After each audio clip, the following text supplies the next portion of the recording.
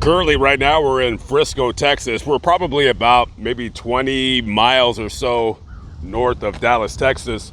And as you can see, there's still plenty of snow and ice on the ground. Most of it has melted, but recently there was a huge storm in the nation, primarily in the Midwest. And North Texas, usually about 1 to 2 weeks every year, gets a pretty good ice storm, and it does get really, really cold out here. So if you look right here, this is a roadside memorial. This just happened a few days ago. So January 25th, 2025, 16-year-old best friends Grace Brito and Elizabeth Engel, they're having a snow day because all schools in the entire area are shut down. There's ice and snow everywhere, all over this place.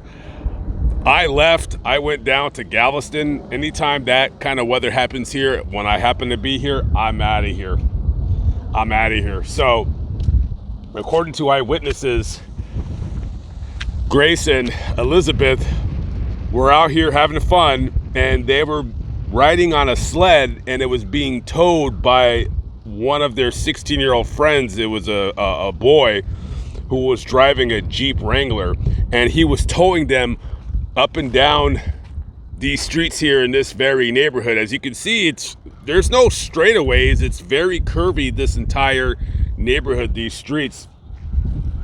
And they were seen frolicking, screaming, laughing, having fun, all of that.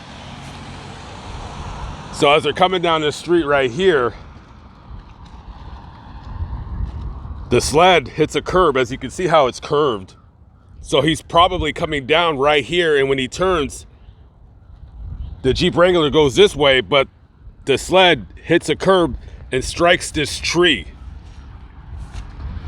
When 911 is called, immediately the police, or whoever, the first responders that arrived here, they immediately start CPR.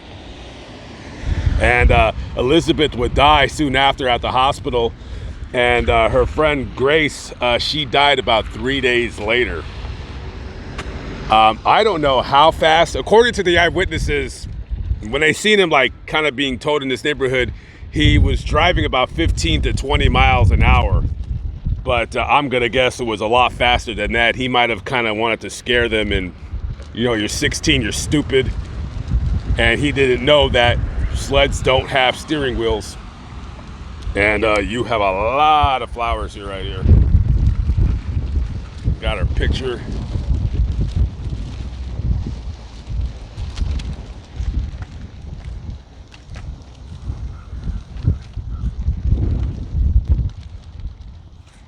And Elizabeth had just got her driver's license very, very recently.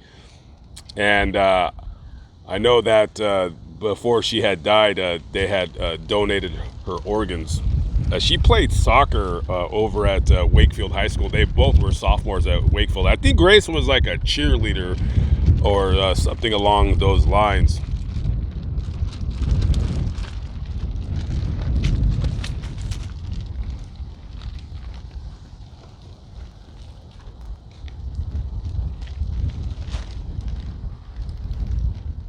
Me being out here right now, it's even more of a freak accident because of how small the tree is. I thought the tree was huge, but it's really, really small. And you would have thought that just if they would have missed this tree just slightly and had just went into this ravine right here, you know, they would have got some scrapes and bruises, but they would have lived. But just this little tree, absolutely amazing how such a freak occurrence like this could happen. As a matter of fact, there's a children's hospital in the area, and they had reported 52 instances where they were treating kids for sledding accidents just in this area alone. Anything from internal organ damage to broken bones and abrasions. And, you know, in this part of the country, this kind of weather doesn't occur hardly often. So it often is, oftentimes for kids, it's seen as a treat to be able to go sledding because snow doesn't come here very often. Gracie was described as a kind and generous soul, full of warmth, love, and compassion. Even at such a young age, she showed a selflessness beyond her years. I've read different reports on her name, which was stated as Grace, but her friends called her Gracie. And Megan Engel, the mother of Elizabeth, said on a Fox 4 News report, quote, "I know kids think that they are invincible. It was literally an instant. We are just regular people. You hear these stories and think, oh, that will never happen to me. And it did." The surrealness, and I, if I were a parent, I wouldn't even know how I would handle it. Just absolutely, just heartbreaking. And to want to do a news report.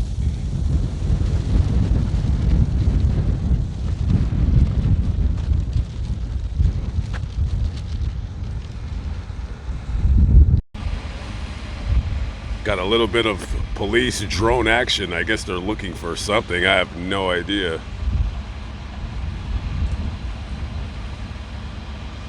Anyways, I anticipate some kind of charges are going to be filed in this event, but what do you do to a kid who is acting stupid and accidentally kills two people? I mean, what are you going to do? Throw him in jail? Obviously, you take his license away for many years, so he ain't going to be driving for a very long time. That's about all I can think of other than that.